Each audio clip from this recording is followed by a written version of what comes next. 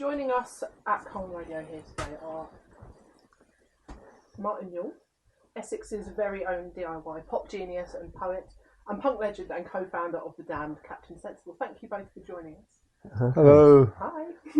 So you two have been co-writing songs together since the 80s. So how did you first cross paths, and how did your songwriting partnership Good first come about? grief. Octopus Studio. In January of 1982, I got a phone call from the owner, Dave Hoser. He said, "We've got a guest up there who's very interested in your big stylophone." I had a big stylophone. This is not a little Rolf Harris widget. This is a 350S. It's got two styluses and a reiteration thing. It's all the things that people think was a synthesizer on Cleaner's album. It's a big stylophone. I gave him one for a present once. I found one in a junk shop and gave him one as well. You still got it?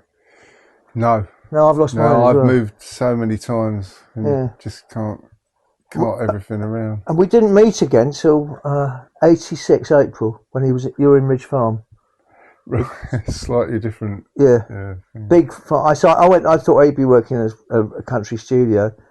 It was near Dorking, which is 8 miles from this place. It's a luxury studio, 24 track. It's very expensive. Italian heavy metal bands who are stars in Italy go and record there. And the Smiths were there. And what were you, And Ozzy Osbourne. What were you recording there at the time? Well, the first time I met Martin, I was just doing demos for. I don't even think Cherry Red, I think, wasn't it? I don't think I had a label even. And I was just like damned rejects, songs that they didn't want because they were too poppy. And the next time I met Martin, I'd had that bleeding hit, which changed my life forever, really. Yeah. And the studios were much more swanky and live-in, like, with catering and all sorts of stuff. I love catering. Yeah. It was called on Blur Cook, and I arrived on my bicycle there, just thinking, I'll be just dusting on Tony's floors. That's the engineer who I've been in the band with. He said, "I'll take you to the room." I said, "Is this where we sit?" He said, "No, this is your room." And it was a luxury sort of house with a Tudor house called Ridge Farm.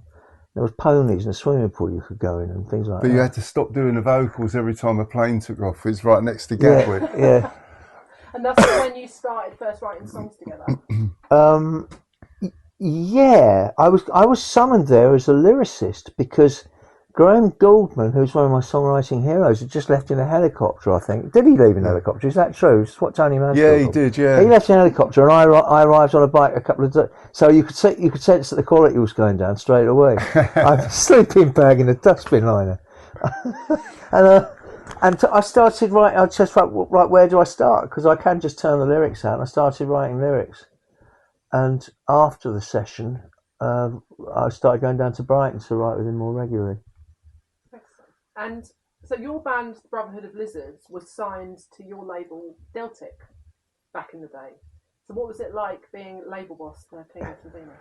It wasn't Cleaners for Venus. Brotherhood of Lizards, sorry. Yeah, well, it eventually became extremely financially embarrassing because I'd been on Stiff Records and I saw the way they'd done it. Yeah. You recycled the tape onto the next project after you got the mix, and if the records didn't sell, you ended up with quite a lot of unpaid bills. And you had to move offices occasionally to escape the bailiffs. And that's the way it was for Deltic, really. We had a couple of failed projects. But Deltic was named after a very famous Colchester diesel engine made by Paxman's, by the way.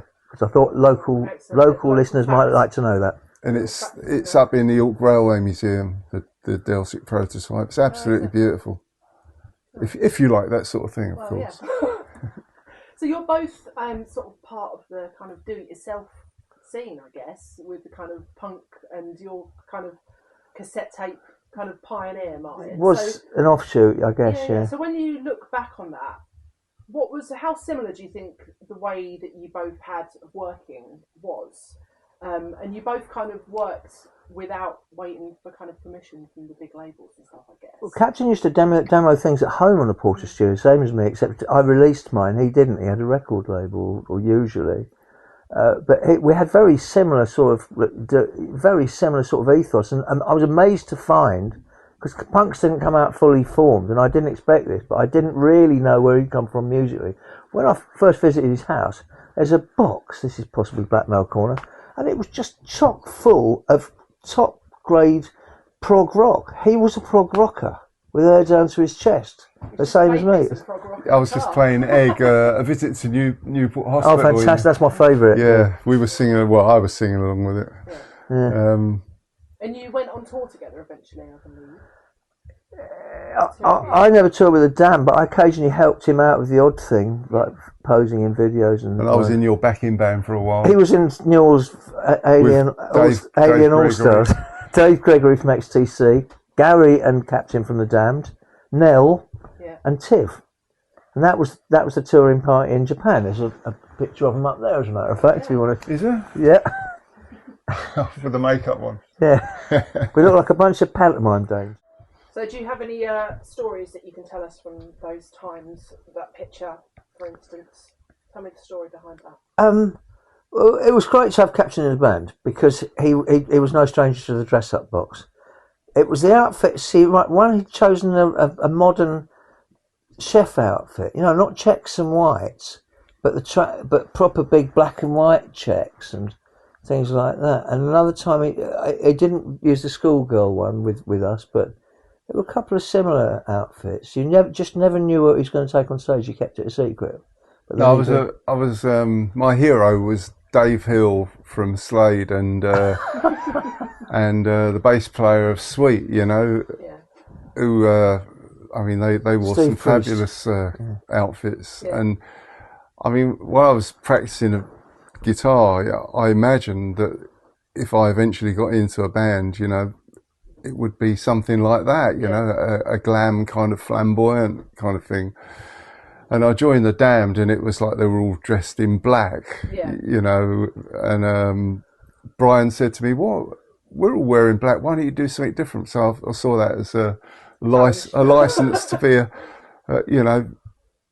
reinvention of like the glam rock thing, only in a punk group. Yeah. The first time I ever cracked eyes on him was in February of '77, very early on punk period. I went to see him, and he stood out because he was wearing a ballet tutu, an air steward's jacket. I can't remember the footwear, but there was this ballet tutu, and I think it may have been a beret then, yeah. And it was a great way of like grabbing more than my fair share of the spotlight from the singer. The singer's quite photogenic, Mr. Vanian. But I was the one who ended up in the music papers the next week as a picture in the review, The Stranglers were all in black as well, because they were playing with. There was a double bill with the Damned and the Stranglers. So you're both quite into dressing up and the kind of showmanship. Because you're in showbiz, aren't you? It's fun, isn't it? Yeah, absolutely. Give the public something to laugh at. So, with regards to your songwriting, because obviously you've written a lot of stuff together, who are your big influences, the two of you? Do you think you've got your kind of influences shared? We're both fellows Syd Barrett heads, I loved the way he sang, with an English accent when the Beatles and everyone else was doing that Mid-Atlantic thing. I mean, when you say you like Pink Floyd, it's a bit embarrassing, really, because what they became was, kind of estate agent rock, really. No disrespect to estate agents, but I, of course, like the Beatles, but my liking of the Beatles gets frozen round about. My favourite Beatles album is probably Hard Day's Night. I think they absolutely hit their acme then. Yeah. And I liked Rodgers and Hammerstein, believe it or not. It can be sold now. I've come to see all those guys. It's just absolutely. I think songwriting's gone downhill since then. People have forgotten how to write songs now. Burt Bacharach. Burt Bacharach, brilliant, yeah. Jimmy Webb's brilliant. Yeah. What kind of music do you listen to now, both of you? I listen to the same music I listened to back then. It's very rare that a new record gets into my record collection. I'm so critical of if it's not absolutely perfect in every way, it doesn't get in, because I've got the greatest records known to mankind with Pet Sounds and SF Sorrow and stuff like that. Yeah.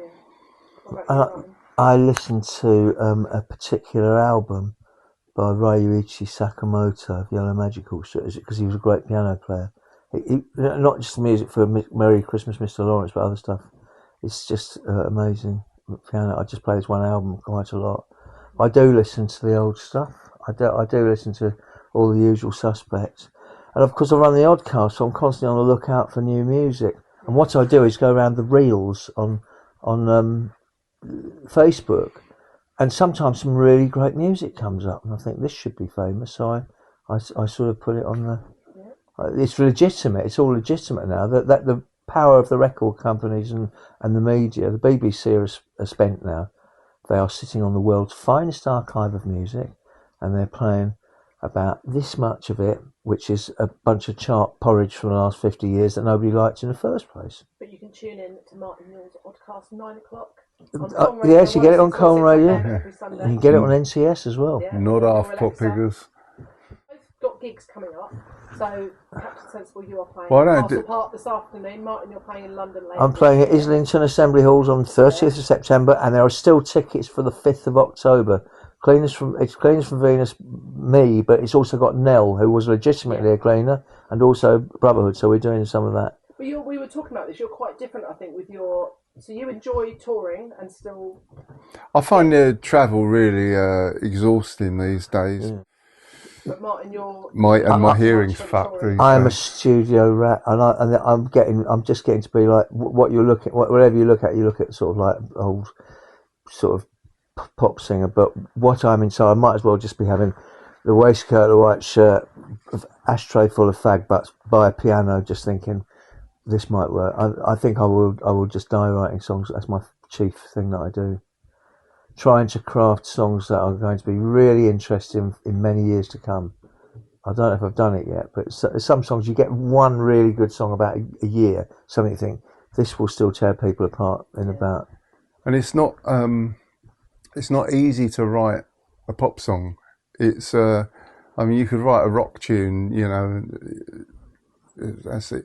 That's really easy, but because a pop song's limited by the amount of chords you use and the structure. It's got to be melodic and stuff like that. And it's so many great pop songs. I mean, they all use the same chords and everything. How do you do something different? And how do you match the kind of the greats like the Beatles and the Beach Boys and people like that? It's like, to write the perfect pop song is not easy. No, the bar's set And quite I've high, been isn't it? trying to do that for 50 years, you know.